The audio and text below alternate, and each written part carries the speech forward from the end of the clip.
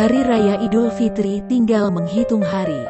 Sederet artis telah mempersiapkan berbagai hal untuk menyambut hari tersebut. Begitu pula dengan keluarga Anang Hermansyah dan Ashanty. Keluarga yang berjuluk The Hermansyah ini telah mempersiapkan momen lebaran yang berbeda dari biasanya. Ashanty akan memboyong suami dan ketiga anak-anaknya untuk merasakan lebaran di Dubai. Hal itu diungkapkan Ashanty lewat tayangan di kanal YouTube Kiai Haji Infotainment yang berjudul Ashanty Lebaran di Dubai dan doa untuk calon cucu dari Aurel Hermansyah dan Atta Halilintar.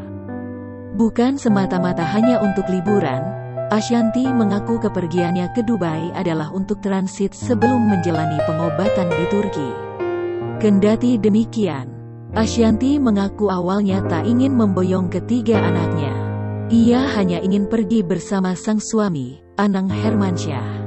Namun, tak lama kemudian, Ashanty berubah pikiran.